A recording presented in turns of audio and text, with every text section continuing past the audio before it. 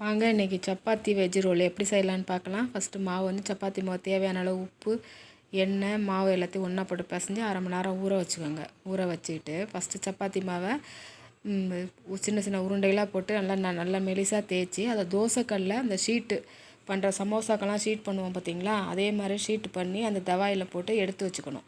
எடுத்து வச்சுட்டு ஒவ்வொரு ஷீட்டையும் தனியாக எடுத்துக்கிட்டு அதுக்கப்புறம் நம்ம அதில் தேவையான வைக்க வேண்டிய பொருள்கள் என்னென்னா, ஸ்வீட் கார்ன் வந்து நல்லா வேக வச்சு அதையும் நல்லா உதுத்து வச்சுக்கணும்.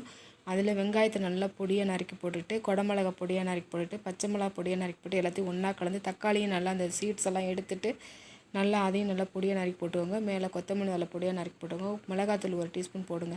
1 டீஸ்பூன் வேண்டாம், 1/4 டீஸ்பூன் போடுங்க. போட்டுட்டு உப்பு தேவையான அளவு போட்டுட்டு, பெப்பர் 1/2 டீஸ்பூன் போட்டுட்டு, பன்னீரை நல்லா துருவி அதில் போட்டுக்கோங்க. போட்டுக்கிட்டு சீஸையும் அதில் துருவி போடுங்க.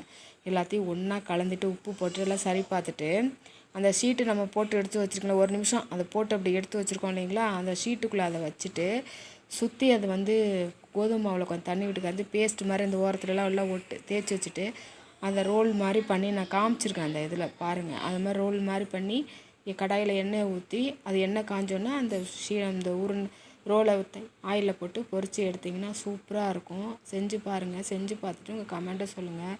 அதை டின்னருக்கு சாப்பிட்லாம், பிரேக்ஃபாஸ்ட்டு எதுவும் சாயந்தரம் ஒரு ஸ்நாக்ஸாகவும் சாப்பிட்லாம்.